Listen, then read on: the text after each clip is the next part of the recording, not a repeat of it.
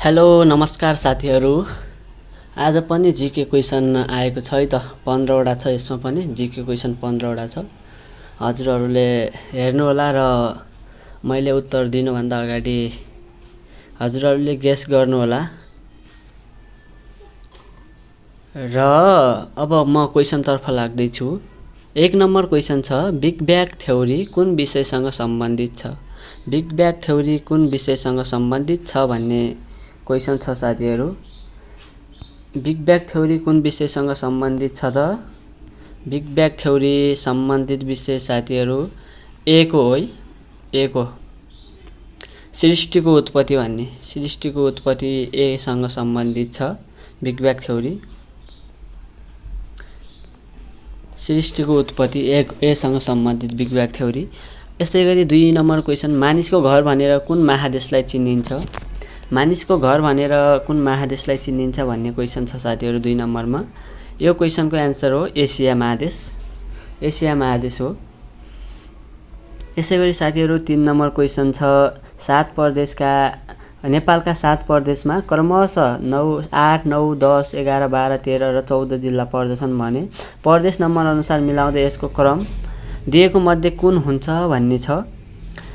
यस्तो छ साथीहरू, यो चाहिँ सी नम्बर हो, सी नम्बर हो। यसलाई याद गर्दाखेरि कसरी गर्ने त साथीहरू? 27 वर्षको छोराले 64 वर्षको बुवालाई, 27 वर्षको छोराले 64 वर्षको बुवालाई रु 531 मा के किन्यो? एउटा टी सर्ट किनिदियो है त, एउटा टी सर्ट किनिदिएको छ। यसरी याद गर्नु होला। क्रमशः 8 देखि कतिसम्म? 14 सम्म लेख्दाखेरि ठ्याक्कै याद हुनेछ साथीहरू हजुरहरूलाई। यसै गरी 4 नम्बर क्वेसनको एन्सर छ, 4 नम्बर क्वेसन छ, विश्वयुद्धसँग सम्बन्धित देखाएका तथ्यहरू मध्ये कुन कुन सही छ अरे? देखाएका तथ्यहरू कुन कुन सही छ भन्ने छ साथीहरू। देखाएका तथ्य एमा छ, प्रथम विश्वयुद्ध समाप्त भएको ठिक 12 वर्षपछि दोस्रो विश्वयुद्ध सुरु भएको हो। यो होइन साथीहरू, गलत छ यो। दोस्रो विश्वयुद्धताका नेपालमा चन्द्र शमशेर जगोरा प्रधानमन्त्री थिए। यो पनि गलत छ साथीहरू। दोस्रो विश्वयुद्ध अघि युएनको स्थापना भइसकेको थियो। दोस्रो विश्वयुद्ध अघि युएनको, यो पनि गलत छ साथीहरू। अनि साथीहरू 4 नम्बर डी मा छ, हिटलरको उदय हुनु दोस्रो विश्वयुद्ध एक प्रमुख कारण हो। यो चाहिँ ठिक छ साथीहरू। त्यही भएर यो 4 नम्बरको एन्सर चाहिँ डी हो। 5 नम्बरको साथीहरू, 5 नम्बरमा के छ भने, रामचन्द्र पौडेल नेपालको राष्ट्रपति पदमा कहिले हो? काहिले भएछ साथीहरू, कहिले हो?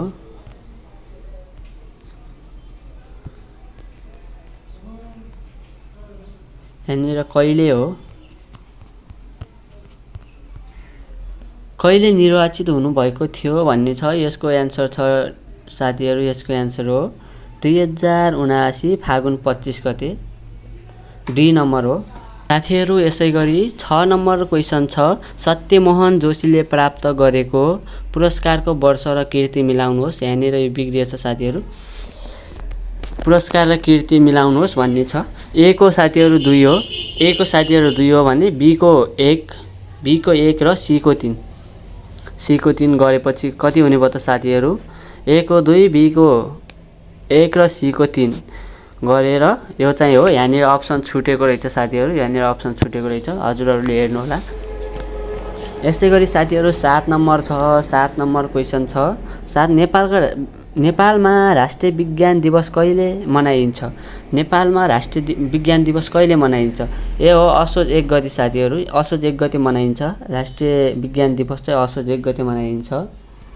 नेपालमा कतिौं जनगणना लागत प्रशोधनका लागि पहिलो पटक कम्प्युटर आइबिएम 1401 प्रयोग गरियो भन्ने छ साथीहरू। यसमा हो 7औं, अप्सन सी सही छ साथीहरू, अप्सन सी 7औं हो।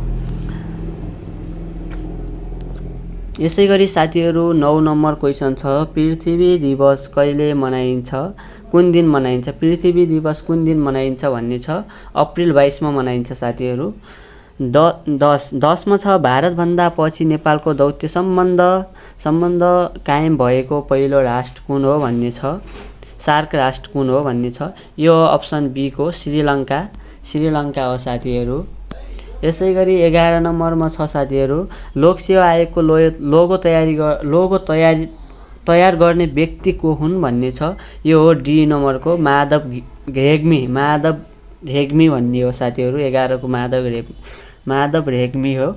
यसै गरी 12 मा छ साथीहरू 12 को के छ भने दार्शनिक सुकरातको मुख्य सन्देश के थियो। दार्शनिक सुकरातको मुख्य सन्देश के थियो भने अप्सन सी हो साथीहरू आफूलाई चिन भन्ने थियो।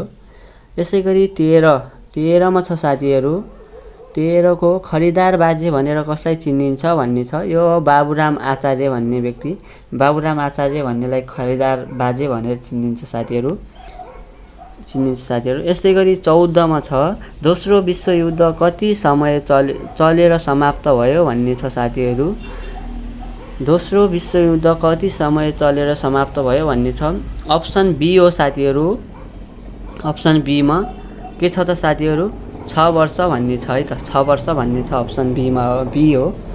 यसै गरी 15 मा छ साथीहरू 15 मा विक्रम सम्वत 2071 चैत 20 गतेको मन्त्री परिषद बैठकले कुन दिनलाई उद्योग दिवसको रूपमा मनाउने निर्णय गरेको हो भन्ने छ साथीहरू। यो हो अप्सन सी मक्सिर 9 गते उद्योग दिवस मनाइन्छ साथीहरू। मक्सिर 9 गते हो साथीहरू। आजलाई यति नै क्वेसन छ। हजुरहरूले एकचोटि क्वेसन हेर्नु होला।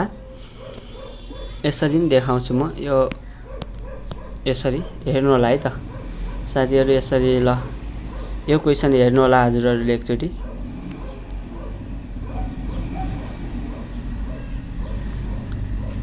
वटा क्वेसन लिएर आएको छु। यसरी साथीहरू लाइक सब्सक्राइब र सेयर पनि गरिदिनु होला यो भिडियोलाई। फेरि अर्कोचोटि यस्तै क्वेसनहरू काम लाग्ने क्वेसनहरू अरू कुनै बेला आइक्यूहरू पनि आउन सक्छ साथीहरू। आइक्यू लगायत जीके र सेकेन्ड थर्ड पेपरका लागि पनि प्रभावकारी क्वेसनहरू आउन सक्छ। यसकारण सब्सक्राइब गरेर राख्नु होला साथीहरू। हस् त धन्यवाद।